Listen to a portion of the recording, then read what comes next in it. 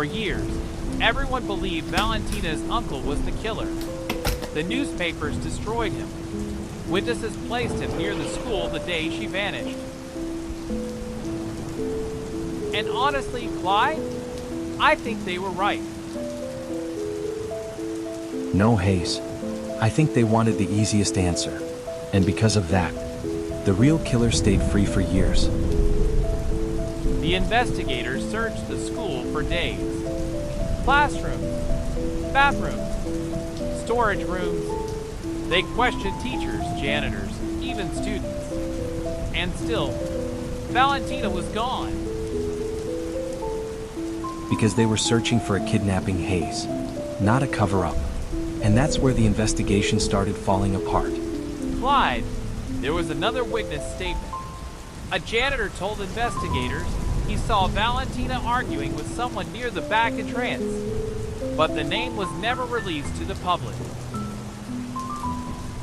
Because the statement changed twice, and every time investigators pushed deeper into the timeline, someone inside the school contradicted the story. The newspapers kept circling back to the uncle. Some reporters even claimed he knew parts of the school no parent should know. And after weeks without answers, people were desperate to believe he was guilty. Fear creates easy villains, Hayes. But fear also blinds investigators. While everyone watched the uncle, the real evidence stayed inside the school. Months passed, no arrests, no answers, and the public was turning this investigation into a witch hunt. Because people wanted someone to hate Hayes, not the truth. And while the media chased headlines, the case file kept growing colder. If you're still following this investigation with us, subscribe, because this case is about to take a turn nobody saw coming. 3 years after Valentina disappeared, investigators reopened the storage area beneath the old gymnasium.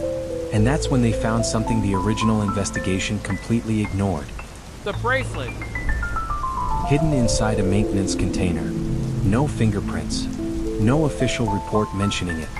Almost like someone wanted it buried with the case itself. And somehow, nobody questioned how it ended up there.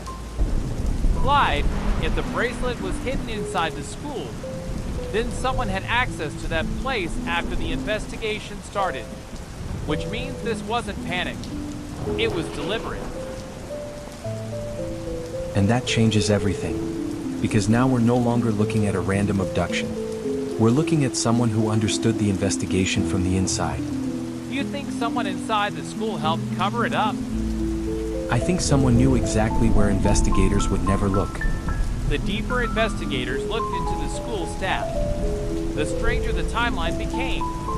One teacher claimed Valentina left early. Another swore she was still inside the building after sunset. And security footage from that night was missing exactly 43 minutes. 43? Enough time for someone to erase the truth. And enough time for the wrong suspect to take the blame. Clyde, I don't like where this is going.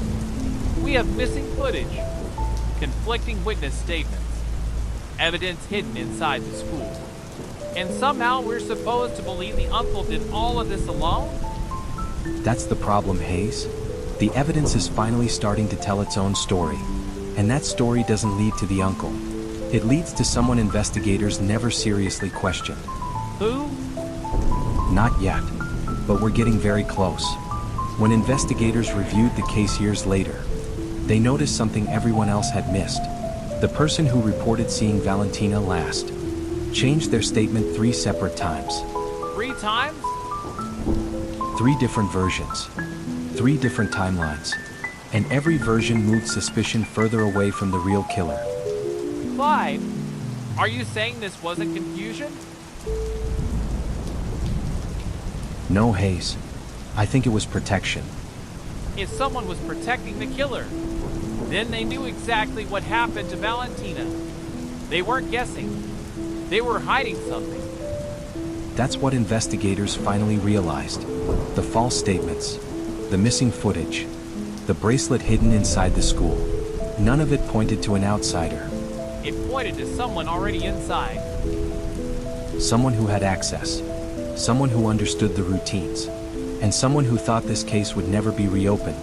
Clyde, if that's true, then the investigation spent years chasing the wrong man. The uncle lost everything. His reputation, his family, his future. And meanwhile, the real suspect kept living as if nothing had happened.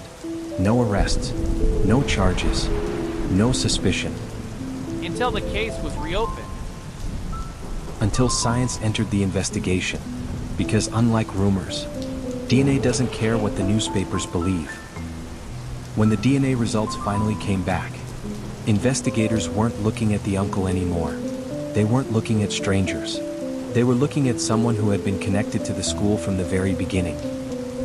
And all those years, all those headlines, all those accusations, they were aimed at the wrong person. Because evidence follows facts, Hayes, not fear. And for the first time in years, the case finally had a real suspect. So the DNA cleared the uncle. It destroyed the theory investigators had followed for years. And suddenly, the entire case changed direction. Not suddenly, Hayes. Slowly, piece by piece. Every false statement, every missing record, every mistake, they all pointed to the same person. And nobody saw it. Because they were looking where the public told them to look, not where the evidence was leading. The final review of the case uncovered one detail investigators could no longer ignore. A person connected to the school had lied repeatedly about where they were that day, and when their DNA was compared to evidence recovered years later, the results matched. After all this time, after all the accusations against the uncle, the answer was sitting inside the case file. Inside the school, inside the evidence, and hidden beneath years of assumptions. So all those years, the investigators weren't chasing a monster hiding in the shadows. They were chasing the wrong story. Exactly. The real killer wasn't protected by intelligence. He was protected by assumptions, by headlines, by fear, and by an investigation that stopped asking the right questions. And when the evidence was finally tested, there was nowhere left to hide. The DNA results confirmed what years of assumptions had hidden. The uncle was innocent. He never should have been a suspect. The person investigators had been searching for was connected to the school all along. And while everyone was looking outside the building, the real killer stayed inside the story. Until science finally spoke louder than suspicion. And that's what solved the Valentina case. Years of accusations, years of mistakes, and in the end, the truth never left the school.